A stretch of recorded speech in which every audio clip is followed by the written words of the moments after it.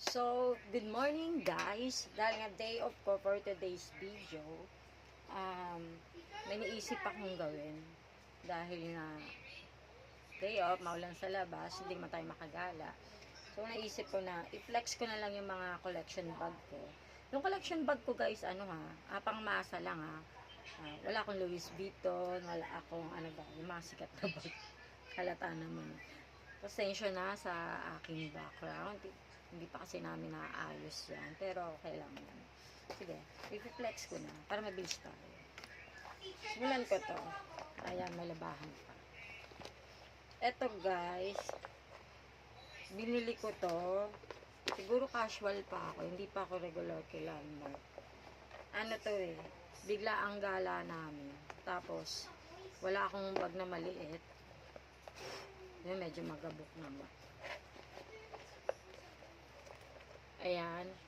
Siguro nabili ko ito ng 100 plus lang. Saan ko ba ito binili? Sa may MRT Show Boulevard. Yun, ako ito binili. Ayan. So, very cute. Para lang pag may biglaan gala. Ayan. Next. Doon muna tayo sa maliliit. Isa ba? So, ito. Ito, matagal na to sa akin. Taon na. Yan, taon na siya. Sobrang lang. Siguro college pa ako or first year college. Sobrang tibay niya guys. Ayan, napakasimple niya lang pero sobrang tibay.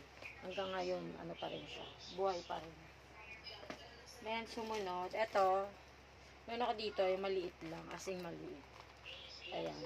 Pang lang to, limbawa pupunta lang ako ng bayan o kaya may bibilhin lang sa lagayan lang ng mga kung ano-ano. Ayan, ito, tapos then so ito, syempre pamilya naman lahat dito, diba? Na in-order ko to sa TikTok. Dalawa to Ito, diba? Magkaiba lang sila ng shape. Ito kasi rectangle, tapos ito square. Ito, ginamit ko to nung meron kaming pasalamat namin sa search namin. Kasi green yung dress ko. So, binagayan ko siya nito. Then, ito naman, ginamit ko to nung kasal ni Abigail. Kasi yung motif nila is peach. So, binagayan ko ito ng ganito. Yan, ito yung mga ginagamit ko ngayon. And then, ito syempre, alam natin, lahat sa TikTok shop. Tapos, ito, dalawa yan. Binili ko, isang black, isang cream. Ginagamit ko siya kapag, yun lang, mga bigla ang gala lang, or And then, ito, to, asing matagal na, taon na talaga siya. Simula na nagtrabaho ako sa Kasi, parang friendship bag namin ng naming mga regular. So, iba-ibang kulay to. May gray, may green, depende. Tapos, ito, actually, pangalan ko kasi to, Mariel.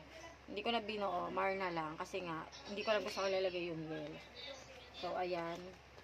Diba? Ang cute. Binili namin to. Tig-iisa kami. Ilan kami? Marami kami mga regular. Kay Landmark. So, hanggang ngayon, buhay pa rin, diba? Ang cute. Ang cute niya talaga, promise.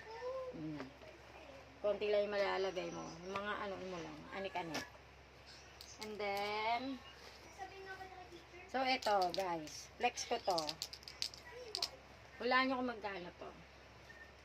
Itong bag na to ay worth 50 pesos. Or only 50 pesos. Yan. Nabili ko to sa subastahan namin.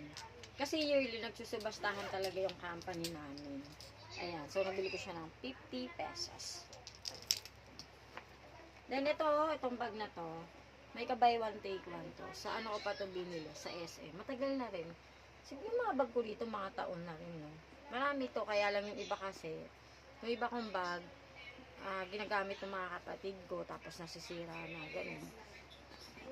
Ayan. May ka-buy one, take one to. Yung ka-buy one, take one ito, binigay ko yata sa tita ko. Basta, may to Tapos, ito. Yan. Ang cute, diba? Ito, to, regalo sa akin ng tita ko. Ang cute-cute. Tapos, eto, ayan o, di ba? Ang hilig ko sa maliliit na bag kasi kapag more on gala lang naman kasi, tapos ang ano naman kung ang laki-laki ng bag na gagamitin mo. Ayan lang, kasya lang yung cellphone, yung wallet, yung mga konting anik-anik. Tapos, eto, sobra